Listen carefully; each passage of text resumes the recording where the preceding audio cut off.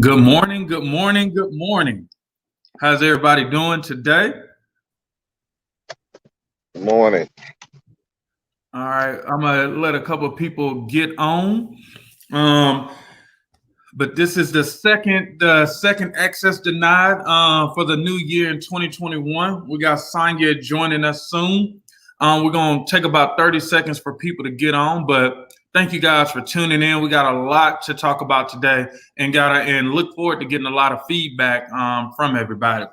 But Torvis, if you can just kick it off, just how's your week started and what's going on with you? Uh, Week is going good. Just back at the virtual learning aspect of it. So much going on in the world. You're just trying to keep your head down and stay focused, keep doing what you're doing. Hmm. You continue talking to parents, seeing what the issues are, and continue spreading the word of what National Propel is doing. Yes, sir. Yeah, I think the same with me as we look at this hump day. Virtual learning is coming in. Kids are starting to go back. I've had a chance to travel around some sites that are doing virtual learning inside their churches or communities like the Boys and Girls Club. So just seeing students get back engaged. I know it's been a lot going on in the country politically as we are changing leadership. But today, we look forward to hearing from you guys. There is a lot going on. There was a board meeting last night. There have been proposals. There have been monies that are coming, millions of dollars that are coming through. So one, just want to get you guys' perspective on a couple things as we think about, MAP testing is coming up. This new round of stimulus funds are coming down the pike. The first time around, we got about 26 million, but this time around, I think it's going to be in the 100 million. So definitely want to hear from you guys from that. And as always, we want to check in to see how virtual learning is going for everybody. How's it going in your household? But we got Sonya on here too. How's it going, Miss Thomas? Hey, I'm sorry for being late. I had technical difficulties over here. We always say that the internet is undefeated in this virtual world. Yeah, I hate being late, y'all. Try to set a good example. So I apologize to our parents and our audience because I want to model excellence at all times. Yep. Well, I know you're gearing up, Sonya, but I'm just going through some of the things that we'll be talking about today, some of the things that we may be talking about next week, and then I'm just gonna check in and see if everybody can ring in. Like I see Miss Johnson on here. She said good morning. I see Miss Gardner on here. It says good morning. So if you're tuning in, let us know you're here. Share this out. It really helps get the word out, and we'll get right into it. But some of the things that we're going to talk about today, again, are the monies that are coming down. We got MAP testing that's happening this month. We've had a school board meeting where we talked about the transition, putting fifth grade back into elementary school, which has gotten a lot of response from parents and community stakeholders. So I want to continue to engage you guys with that. And then just looking at just virtual learning, like how is it going? Like what is working in your household? That you really enjoy and what is not working, some things that you need help with. And I tell a quick story. Torvis and I did a one-on-one with a parent who has a kid in high school. His son is in the ninth grade out here in East Nashville. And, we were just talking about what are some of the things that you want to see that you need support with. And he came up with a brilliant idea, and we're still fleshing it to see if it works. But it's like I wish they can open the school 2 or 3 days a week, socially distant, where children and parents like himself, he put himself in it, can come in and get the support they need. Something that's safe, but also gives him the ability to help his son when he doesn't understand as a parent some of the work. And so I just thought that was a good idea. And so that's one of the things we'll engage with you guys. How are some of the ways we can really resource the new monies that's coming down from the stimulus package in order to support you guys as parents and families at your own home? But Sonya, how has your week been? My week has been great. I'm 4 pounds down. So Okay. yeah, y'all see I got on my red lipstick today. I'm feeling fired up, ready to go. But in the education realm, in the world of education, it has been a busy first start of the year. We are on a road to excellence. That's our theme this year. You know, everybody got their theme song and stuff. So that's our theme, is the road to excellence, because what we know about excellence is it's intentional. You have to put forth the effort. You have to dig deep and to make some things happen. And if you strive for excellence, I mean, you can't miss, right, guys? Like, you cannot miss. And so I'm really excited to talk about the topics that we're talking about. My kids are back in school. I got a senior in college and I have a senior in high school, and who will be graduating. And so some very exciting things are going on with them. So John, that's what we've been doing. We've been trying to take care of our health. We're taking about, and this morning the team was talking about our wealth and just making sure that the kids are doing well. We've been doing a lot of partnering. So I hope we get to talk about that a little bit too at the end, John. Oh yeah. Definitely. And so one of the things that we'll get right into, I see Gabby, Miss Serrano jumping on. Good morning, Gabby. Good morning, Joyce and Bisha. Good morning, y'all. Share, comment. Come on, let's get this thing kicked off. Let's get it kicked off. So one of the things, just to make an announcement, we got some of our alumni. Again, we're doing our training, our campaign training tomorrow. So if you're looking at this, reach out to Torvis, Tierra, or myself so we can give you more details, and look forward to seeing a lot of you guys tomorrow evening. But yesterday at the board, and Sonia, I want to get your feedback before I pull up some of these slides, just to give the audience an opportunity to see what's coming down the pike. What were some of your thoughts? What did you enjoy about some of the proposals and initiatives that the school board talked about last night? Okay, so I got to give y'all a little history lesson. So COVID-19 hit us in March, right after a tornado that devastated our most struggling communities, both in North Nashville and in East Nashville. And so we started off the spring with a lot of uncertainty.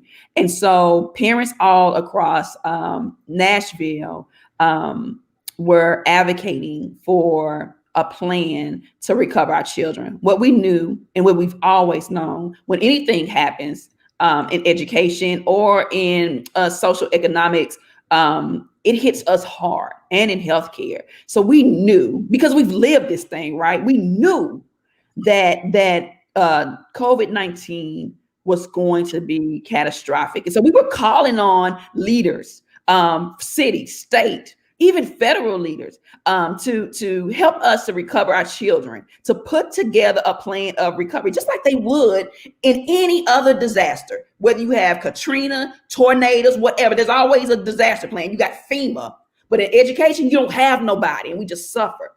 So we knew that. So we surveyed parents and we asked them, what keeps you awake at night?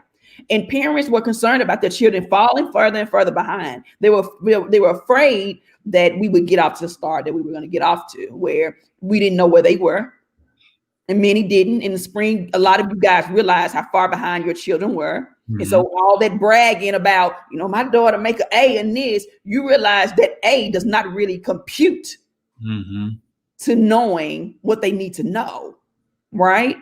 And so we launched a campaign calling on leadership to assess our children so we know where they are, and put into place an individualized learning plan to recover them, not an IEP. Let me tell you the difference. An IEP is about accommodations.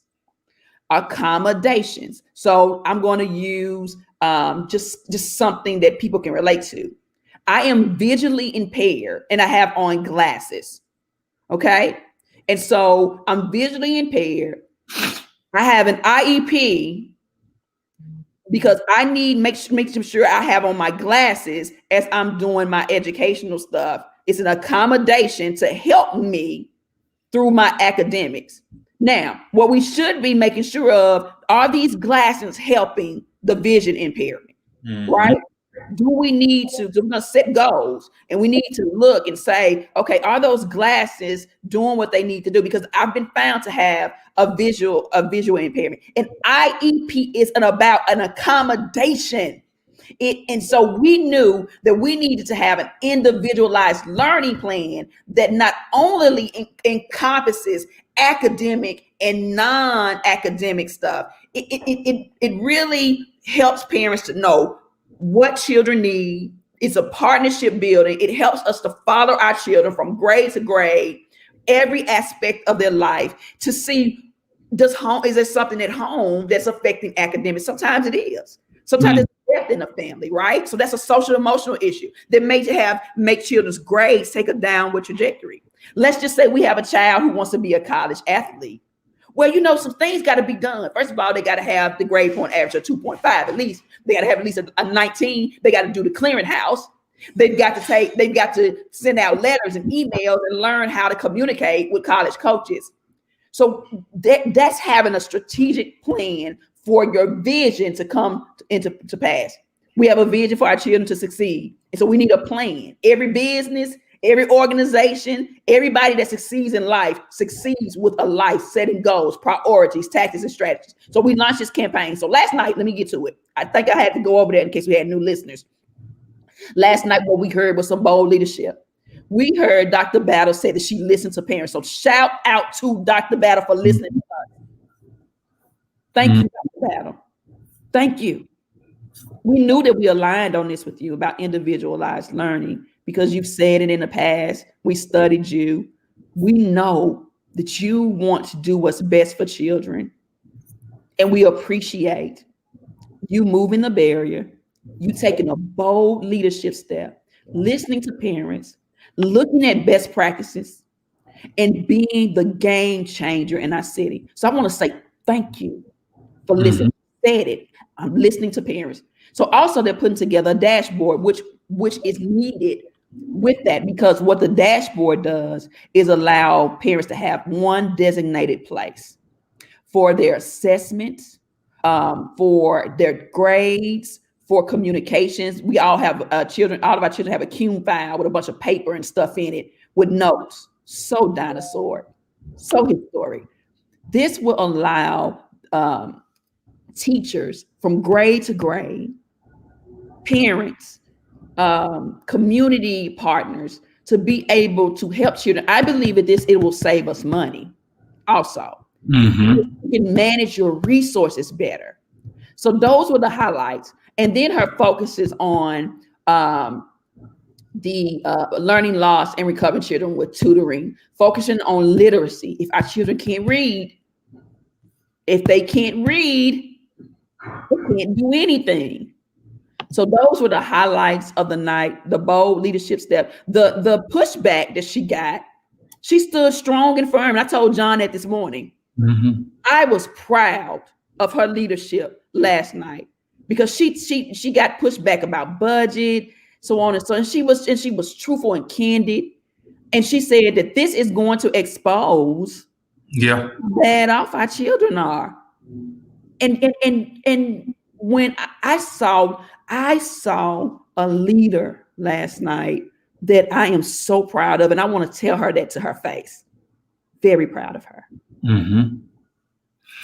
Yeah, and just here are some of the initiatives as we talk about it. You see on the bottom, like you do see this student dashboard, but going back to the top, you look at summer learning, district support hub, numeracy, communications tools.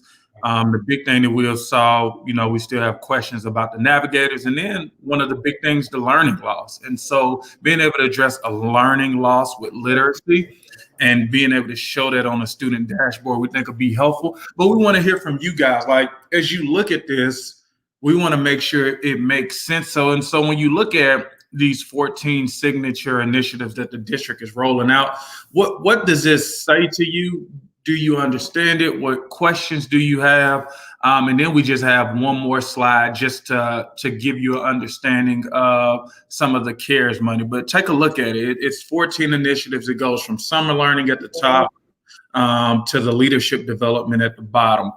And Torvis, I'm going to pass it to you, just even as you think about this. Like, as you look at these initiatives, what stands out? And what do you have questions about, even as a parent with a kid in MNPS?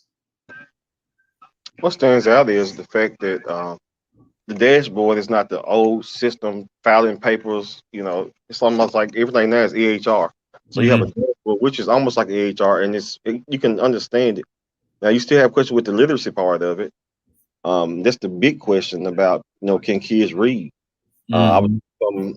earlier, and they was talking about the sight words. Do the sight words really teach your kids how to read? Mhm. So like Sonya was saying, it's a big ups. There's, they're thinking about doing a individual learning plan, because now that your education will be individualized, because we all individuals. Every Yep. check for each child is an individual check. They don't have a Yep. check that's the blanket for the kids on it. Yeah. Little has a check. Sonia Thomas has a check. Thomas Gardner have a check. So now their check is going to be tied to us being taught individually of how we learn and what we need. So big ups. Let's Mhm. keep it going. Keep the momentum going. Yep. Cool. Cool. And yeah, I agree. And just looking at Yvonne, she says Metro, we need to hire more educators and purge their current model because every person, I'm sorry, thinks differently. And then she just followed up, it'll expose a lot. And then Kimberly, fellowship alum, whoop, whoop, she said Metro needs this because the current system is broken beyond repair. Coco is just checking in to say good morning. And then Candace said she couldn't make the meeting play last night, telling her how to find it in another place. And Taurus, if you can remind me to send her, they upload it to YouTube at the end once they get it in. And so I'll check in and be able to try to send that to you, Candace. But this is good feedback. And Sonia, we were just going through as they look at the initiatives, because one thing we want to make sure parents actually understand what that means. Like, what does addressing learning loss and literacy and numeracy and leadership development?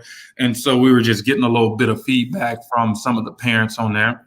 I'm sorry, y'all. A repairman just came to the door, so I had to check out just a minute. But yeah, what it means. So let's think back. You always have to go back to the foundational issue is that children are already behind. Mm-hmm. And so when you think about learning loss, you think about most children are going to be 1 to 3 or 1 to 4 years behind.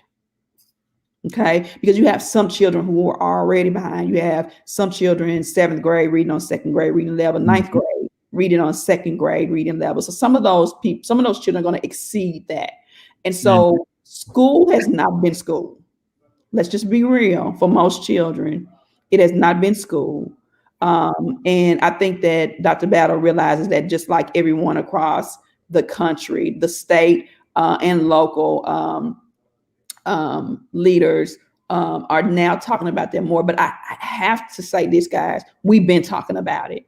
Mm-hmm. It's not a got you moment, but I think that the parents on here, everybody is watching, has to realize that the parental voice is powerful. And that's why we can't build this movement without you guys, because we know our children. And so had we not been sounding the alarm starting March, April, all the way up to now, and we still got some alarms to ring, I'm not sure that we would have, we'd be going in a good direction now. Now we're not at the finish line. And right now it's a whole bunch of talk. Yep. But learning loss is catastrophic in so many ways. It can take out a whole generation of children, and that's our fear. Mm-hmm. Yeah, and so one of the other things that I'll pull up as we look at where we are, and so let me pull this down. Just looking at the ESSER, which I don't know if you guys remember when we talked about getting the laptops. We were working with the city, and every child, as we thought about virtual, was going to have a laptop. And it was a lot of resources. It was $26 million. That was a lot of federal aid money. And they used that money to buy computers and hotspots. And so fast forward to, January 2021. And I think it's important to look at initiatives, but also look at resources and monies that are coming in, because it breeds accountability.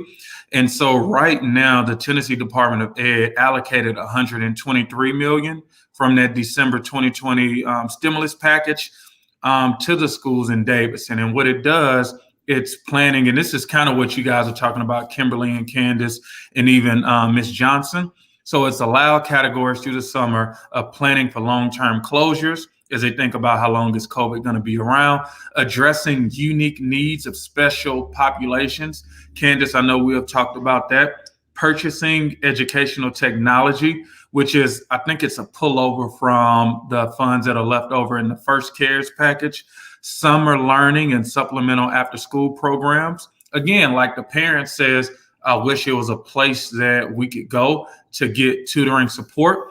Mental health services. On Access Denied, we have talked about mental health and how some people are struggling. I think one of our parents who is slated to be in the upcoming fellowship talked about needing help. And I know some of you guys reached out to her. And then conducting other activities necessary to maintain operation of service. And then last but not least, employ existing staff and coordinate activities. And so what you guys are talking about, they need to hire more people. And so out of all of that, again, it tells you it was 26 million in ESSER 1, and then it's going to be 123 million in this second round. Now, John, what I want to get clarity on in there, and I met with Dr. Swin along with some other leaders in the state of Tennessee, and I want to get clarity about, if you pull that slide up again, because parents, we want you to know this information. So that's why I'm speaking out loud, because nobody talks to you guys about this stuff. But there's a new sheriffs in town. We're going to talk to you about this stuff. And so that 123 million, which is projected, is a little bit more than I thought. I was thinking 110, and maybe it is 110 that goes to MNPS. Right. There's a little this parentheses, including district operated, charter, and non-public schools. Mm-hmm. Now, I want to talk to you guys about, first of all, charter schools are MNPS schools. So that's probably why they put it there, just for clarification, because a lot of people don't even know that their child goes to an MNPS school. Because I just talked to a couple of parents a couple of days ago, and they were like, my child don't go to MNPS, they go to charter school. And I'm like, that's an MNPS school. So thank you guys for clarifying that. But the non-public schools is what's challenging me. I want to make sure that we have a clear understanding of how much funding goes to all MNPS schools. I don't care what model school they are. I don't get into that. I don't care. If you take care of children, then you should be getting the money, period. Mm-hmm. We don't get money for stuff we ain't doing. If you ain't teaching the children, then you don't get the money. Mm-hmm. But that non-public school statement needs clarification. So I'm going to reach out to the state of Tennessee and ask about that. And we can follow up with the parents, John, because we need to know. We need to start tracking dollars. Yep. I think that's important, only because this is about 20% of their budget. And as we think about it, that's why we want to get feedback from you guys. Maybe we overthink it, but just everything that we're hearing from parents, like this is a huge opportunity to create dashboards, but also get safe, PPE protected support for families who need it. Because as we all know, whether your child is on the honor roll or if they're struggling in every class, like every child in this virtual learning platform needs help. And so we want to continue to follow the dollars because we want to make sure that everything is efficient and it's really going to the places where we really need it, and we're not wasting it on things that we don't need. Yeah, I mean, some of the conversation last night, I think that so although they talked about some of these things last night, we need a deeper dive. Mm-hmm. There's some things I saw on the slide that needs more detail, because it's important that for instance, if we're talking about literacy, then what does literacy really mean? Mm-hmm. And although we have these goals for literacy, what needs to happen in order for us to see significant growth in proficiency? Like, so we shouldn't be going, I don't even think we should go for proficient. We should be going for advanced proficiency in every student. Mm-hmm. That is excellence. That is intentional. That's going to take some really good effort. And so we need to know what a lot of these things look like. They're adding school nurses who will be doing contact tracing, for instance, is one of those things. And although I believe we need nurses in the schools, like we need a little bit more details, because like right now we're not even in person. So it's got to make sense, right? And I've been a nurse, so I understand that collecting data and being a nurse is two different skill sets also. And so my concern, as I heard that last night, was about oversight with documentation. I've been in the world of charting on patients and stuff, and the documentation can be very poor by some persons if there's no oversight. So there's just so many details that I feel like parents need to have a voice in, so that our dollars are being managed, that there is oversight, because clearly there's not a lot of oversight in other areas. And so we want the transparency and the oversight for real. Yep. And so, Torvis, what I want to get from you, another thing that they really talked about, and that'll be the last slide that we looked at, is the transition to take 5th grade back to elementary. Right now, they got it slated for 3 clusters, for the Maplewood cluster, the Pearl Cone cluster, and the Whites Creek cluster of transitioning back. But one thing we have heard a lot of response from people, but what is your perspective on, and audience, just we want to get your perspective. Like, we really want that feedback, your perspective on 5th grade being back in elementary. But Torvis, we'll start with you. Well, I think it's a good thing. They need to be in elementary. They are elementary kids. We already have bullying and stuff that's going on, but now you're really putting these younger kids with teenagers. You have peer pressure. Even when I was in school, I was a small kid, you know, kind of intimidating to see some of the kids now at middle school level got beards and everything. So here you are, a little bitty child, you're still a child, and it just can be too intimidating for them to be up on a higher level. It's like you're pushing them, trying to push them forward. Now let them stay down here in the elementary level where they need to be with kids just like them, kids that learn like them. Don't be in a rush to separate them and push them up. So I've always thought that 5th grade should be down in elementary school, to be honest with you. Yeah, I think it's, I think I did some research a few years back on that. And what made me do it was all of the behavior problems, and looking at the data at the middle school area. We have a problem at middle school, right? Something happens. First of all, something happens to our children before they leave elementary school. But when they get to middle school, we're losing our children. So there could be multiple root causes of that, right? So when you think about peer pressure and those types of things, that was one of the things that did come to mind with me. I remember I did brick church at 5th and 6th grade, and then Ewan Park at 7th and 8th grade. And so just I think I even like asked people about their experiences, whatever. So just kind of like word of mouth, doing some research, kind of following some people across the country. I think that is a good idea. I also think it saves us on staffing, buildings possibly. And I think it just gives a little bit, gives opportunities for teachers to have a little bit more expertise and a little bit more time with those younger children, to only focus on 5th and 6th grade. Because no matter what teachers say, I know that they don't like to deal with a lot of stuff, but when you are a leader, you're always dealing with the whole person. And so a 5th and 6th grader has challenges, and I think that we could better train our teachers to deal with that age group. And it'll help the teachers out too. Yep. And we got a couple of comments that we'll go through. But I know Kimberly says, I think it'll be a good thing because peer pressure and bullying is real. But what about 6th grade going back to elementary too? Because yeah, it used to be Right. Yeah. Yeah. And I think my feeder path was kindergarten at Dalewood, first and second grade at Inglewood, although they had kindergarten through second grade. And then it was third grade through sixth grade back at Dalewood, seventh and eighth at Lytton. And then it was, of course, ninth through 12th. But that was our feeder pattern. Mm-hmm.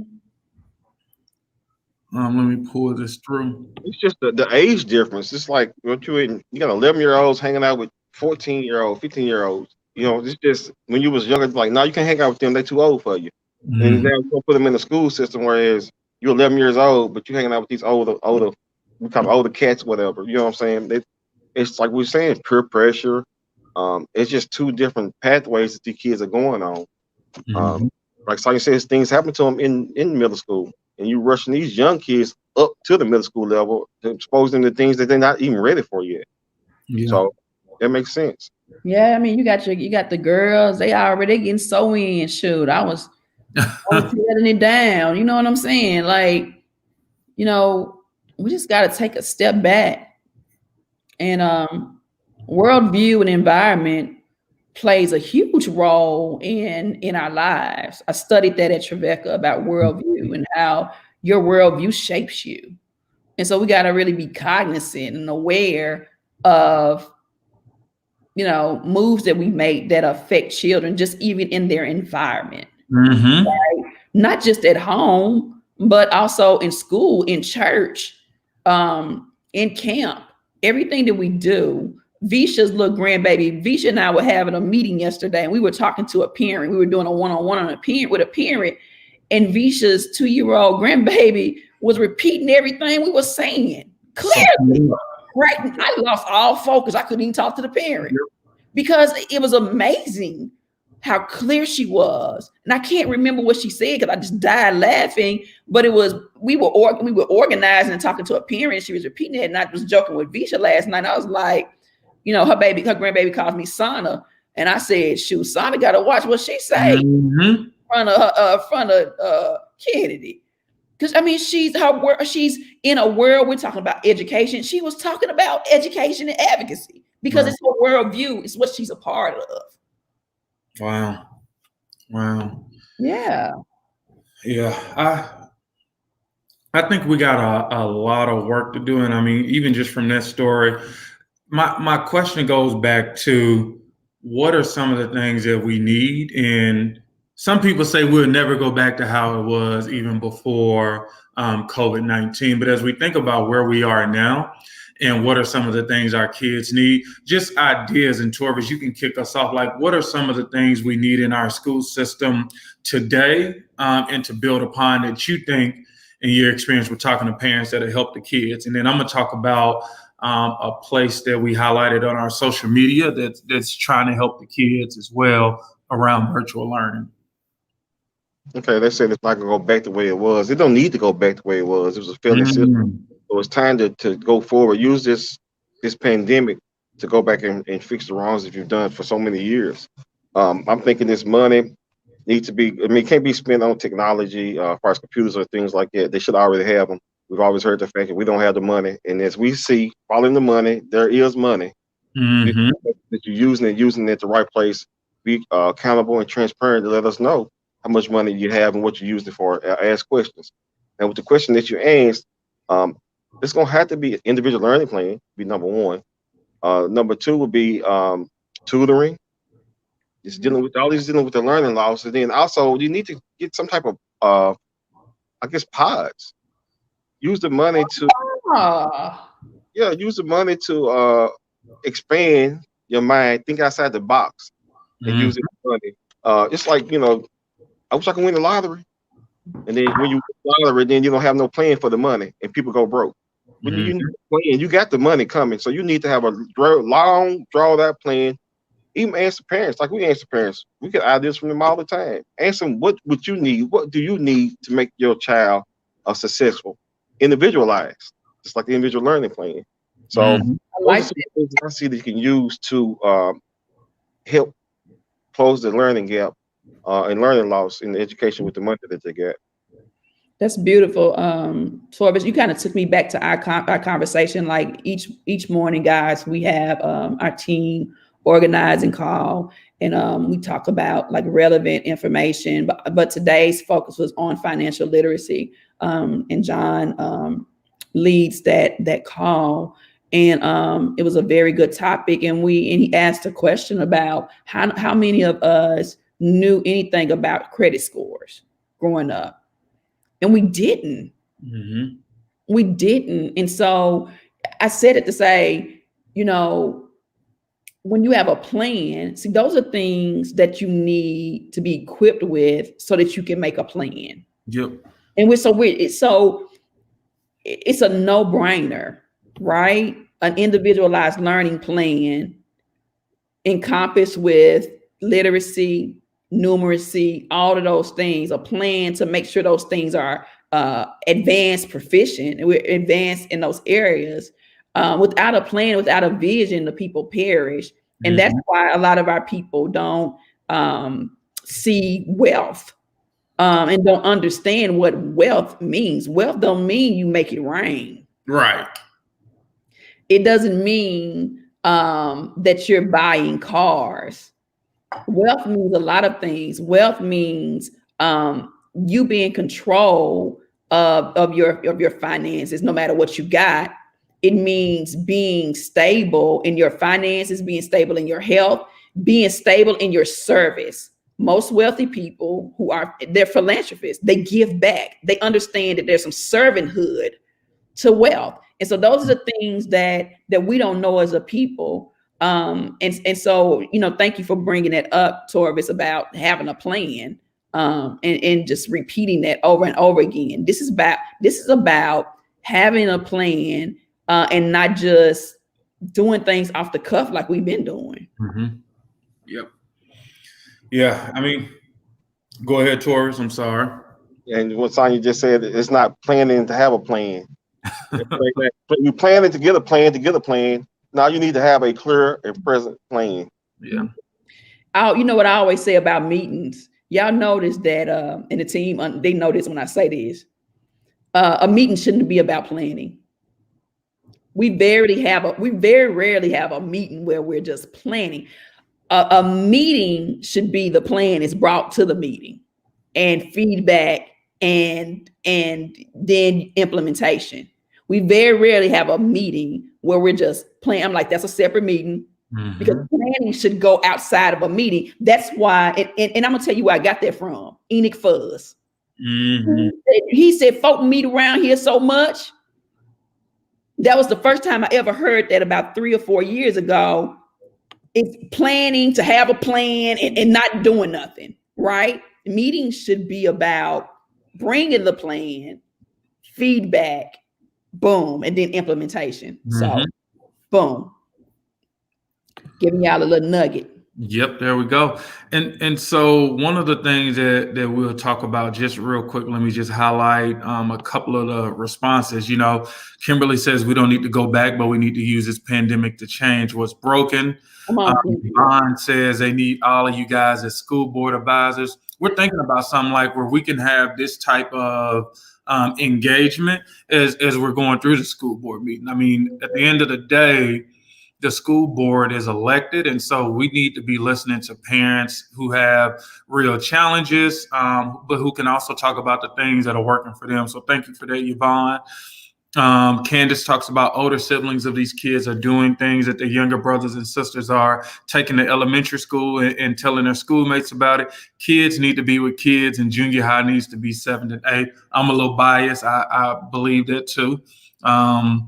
Because 7th and 8th grade, I was still afraid of the 8th graders in the 7th grade because they were at their puberty level.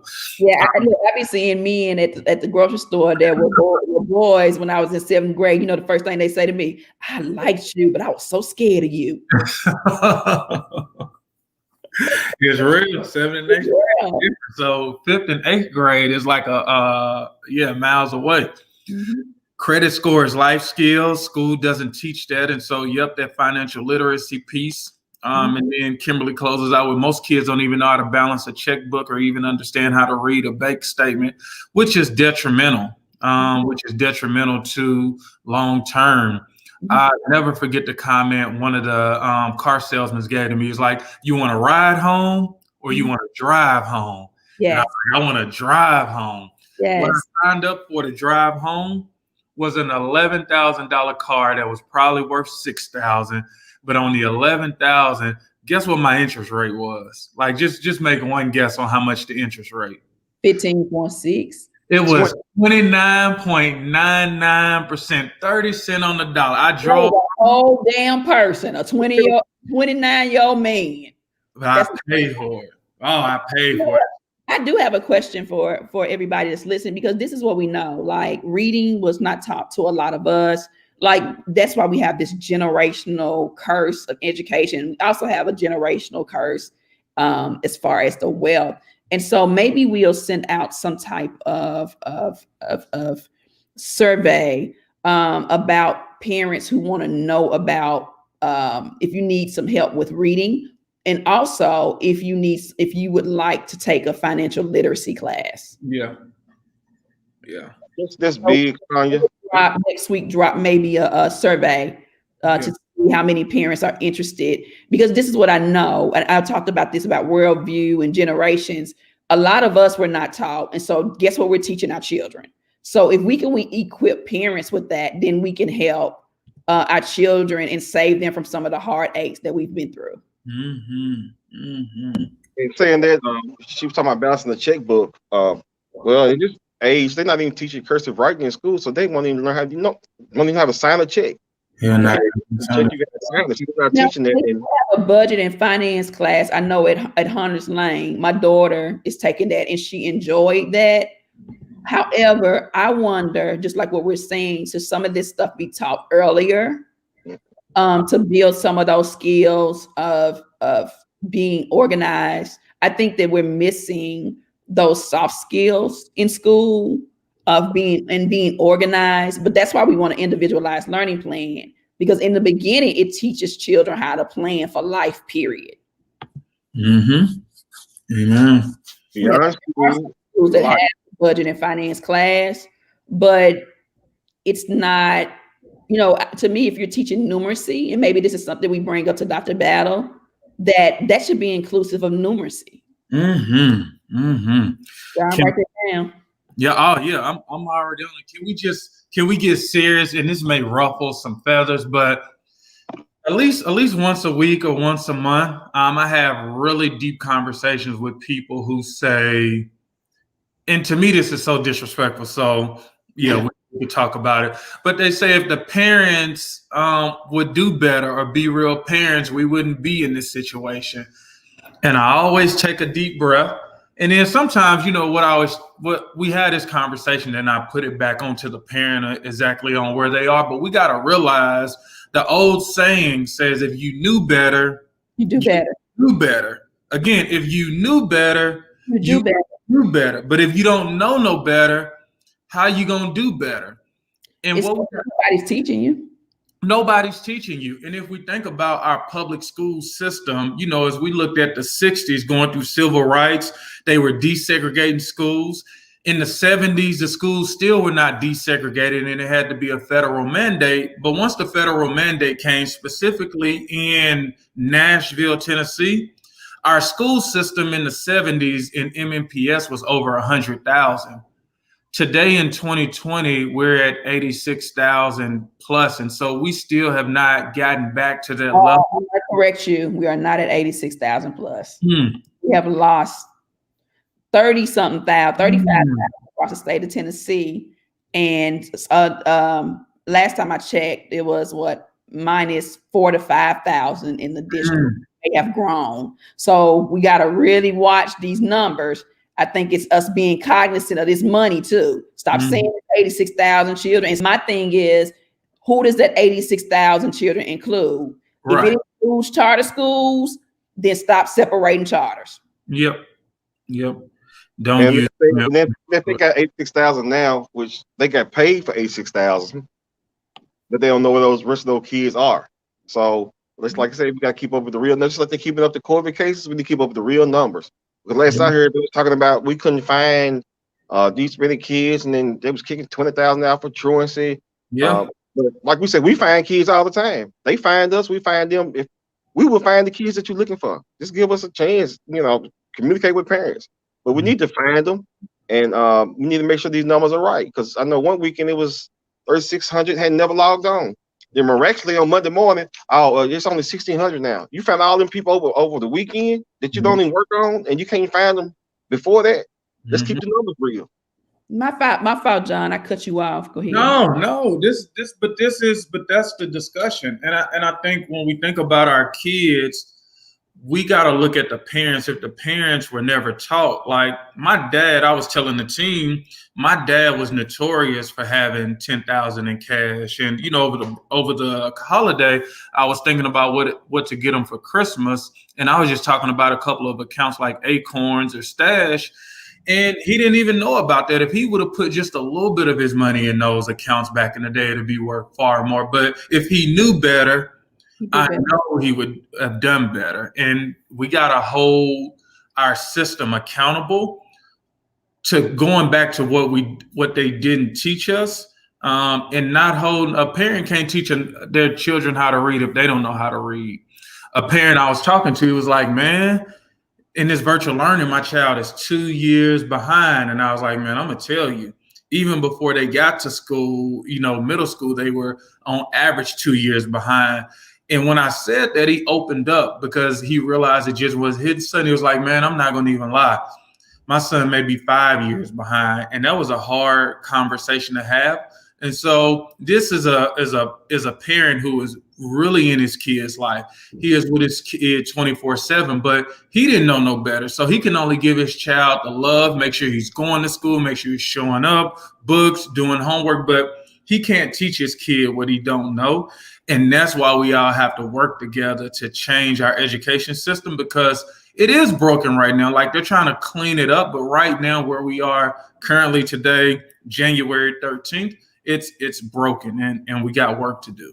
What's the song? Gotta clean up. What I messed up. Starting all over. Okay, I'm gonna be quiet. My daughter gonna holler down the steps. Shut the hell up. All right. So last topic of the day, big topic, MAP testing.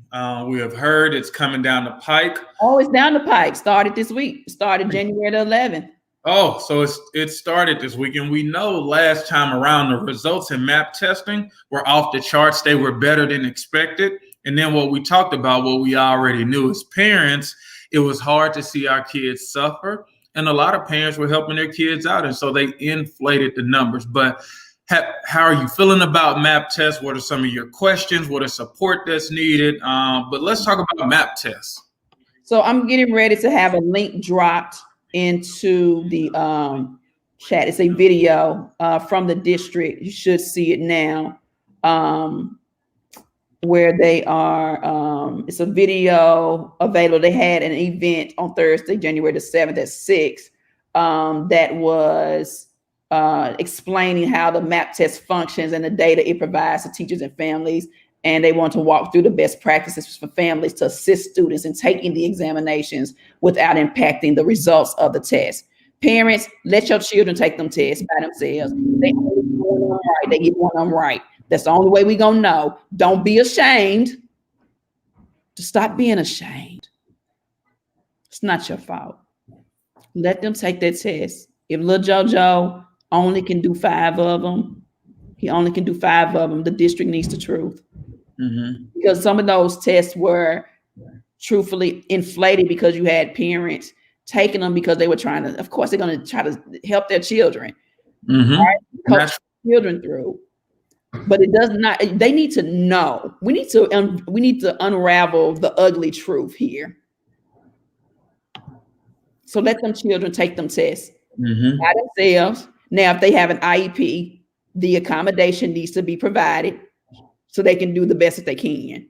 But stop taking these tests for them, because the truth gonna come out in August anyway. But we need to know the truth now so we can prepare for August. So if you're taking the test and the test is higher, and your child goes back to school and they're really not in that place, your effort has really damaged that child, the data, and the plan to recover them. Mm-hmm. Yep. We got to get to the truth. Thank you, Lucille Bradbury. That's my girlfriend. How my baby's doing? She said, as of November, MNPS enrollment was 80,315. All students per the Tennessee Twitter. Thank you, Lucille. She is a Cornell parent, and we love her. Welcome to the family. Thank you. Amen. I say we should take those tests. You know, you said it's a difference in knowing your child is failing and then watching your child failing. You know, at school you hear about, oh, your child is failing later on, but the thing of it is, you got to oh man, can y'all hear me? Yes. Okay, but you got to. It's a difference in knowing they're failing and seeing them failing. With your kids being at home, you sitting there watching them, they twirling, they twitching, they doing all this stuff. You're actually seeing them fail. But on these map tests, you got to let them fail, or you got to let them do it. Whether they don't know, don't have them breaking their brain and going through all that. If they don't know it, they just don't know it. And like Sonya said, it's not your fault. Torvis, I think we need to clear that up. The MAP assessment is not to pass or fail your child. It's to see where your child is. Don't be afraid of the word assessment and test. Do not be afraid. I need y'all to come out of the fear realm, and let's make sure that we get a truth of where our kids are. And I need y'all to spread the word. Mm-hmm. So MAP assessments this week, all the way through, it's through the 29th, and schools they'll begin testing your children. So you need to be reaching out if you haven't heard anything. If you have not heard anything, you need to be reaching out today. Copy your school board member. Mm-hmm. Christian Buds would say, I don't know how the hell they're going to do all that, but that's not even their job. But copy your school board member, send an email. And you know what? Tell me in the comments that you're going to reach out. We got some accountability too, because I'm going to be checking these comments. So if you're going to reach out today, tomorrow, finding out when your child's MAP assessment is, I want you to comment. We got 17 people on here. I need all 17 people to say, got it. Got it. The other thing with the MAP assessment, since we're on it, we have Mr. Jackson Sprayberry, who will be our speaker for our speaker series for the month of January, and our first speaker series for 2021, who will be going over those assessments and giving parents like a 101 of how to gauge where your child is, and to help us to get an understanding. So if you have any questions prior to that, if you can inbox us your questions prior to that, so that we can submit those to him, so he can be prepared to explain it. He's going to give an overall arching tutorial or 101 about MAP assessments. He may not have individual school information. And you guys need to reach out. If it's individual school information, reach out to the school, copy Nashville Propel at Nashville Propel Parents at gmail.com, and copy your school board member. Mm-hmm. So this has been good. This is how we like to start off. And so as we think about moving into action, thank a lot of you guys, our alumni, our fellowship alum, new alum. We got our class start next Thursday. Again, as Sonya talked about, we got speaker series the last Monday of January at 6:00. And so be on the lookout for that. But this is what the movement is all about. I saw one of the parents, Sasha Holt, that says she would like to be part of those conversations. Ms. Holt will be reaching out just to talk to you. One, just to give you more information about who we are, what we do, and then just figuring out how do we get you, what are you most passionate about? What do you need support in? Because that's what we do here at Nashville Propel. But any last words, Torvis, Sonya? I'll go last because I want to make some announcements. Okay. And Torvis, on mute. You got it? Okay. So I want to make some announcements. So continue to use those technology centers. Those were started back in September. I think we did a press conference at the Board of Education about the technology, and the district heard us they started those technology centers, which was great. And we appreciate those. Utilize those. Dr. Battle talked about utilizing those, not just for technology, but you can go up there for assistance. A lot of those are drive-through, so they're safe. I've gone and I've used one at Hunters Lane and at Maplewood. And so those locations, those virtual help centers are open Monday through Friday from 9 a.m. to 3. There's one at Glencliff in the back of the building off Holbrook Drive. There's one at Maplewood, Overton, and at Pearl-Cohn High School. So make sure if you are having issues, you can go to those help centers and get some help. Parent helpline, 1-800-CHILDREN. If you're struggling, I know with me, I struggle with my weight. That's what I dealt with, eating food to cope with COVID-19. If you're struggling at home, then there's a 1-800-CHILDREN. There's a family safety center. The Metro Office of Family Safety operates a family safety center, a safe place for adults experiencing abuse, family violence, to seek free and confidential services for a variety of government and nonprofit organizations. So make sure you guys are accessing that if you need it. ofs.nashville.gov. Childcare at YMCA, childcare for those who are essential workers. You can do MNPS.org/before, I don't even know what this is, -after-care. Student meals, there's no cost breakfast and lunch grab and go meals will continue to be provided throughout virtual learning. Meals can be picked up at any school and any bus stop 3 days a week by any child 18 or under. And then I want to talk about, Torvis said something about pods. So in partnership with my very good friend, Mr.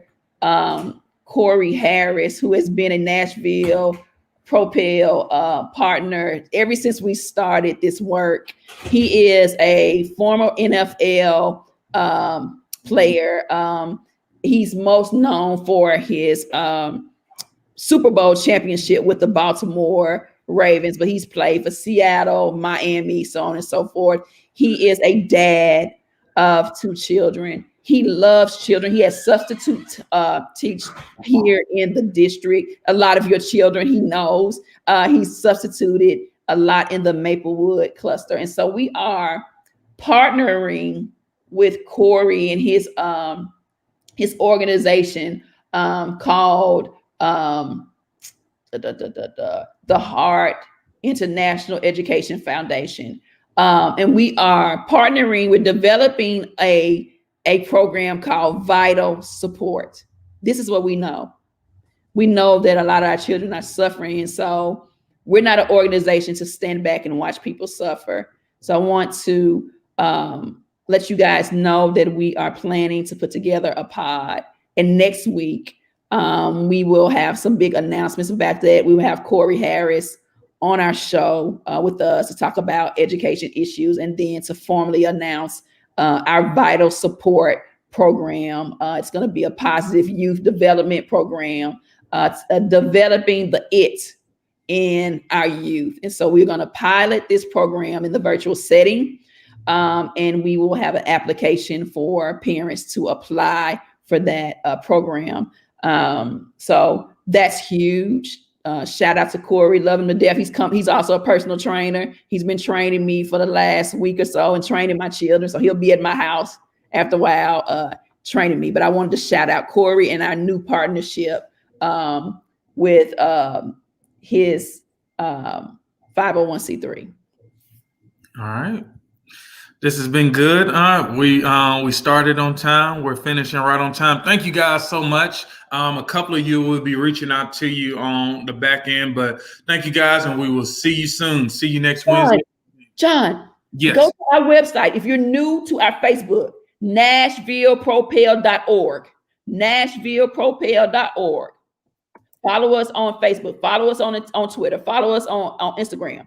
But if you're Sasha, you can go to our website too and find out some more about us. I'm sorry, John. Right. And alumni tomorrow. We'll see you tomorrow, alumni. All right. Fired up, ready to go, Torvis. Fired up, ready to go. All right. Thank you guys so much, and see you soon. Thank you guys for the engagement. Oh, happy day. Thanks for being a great host, John. Teamwork.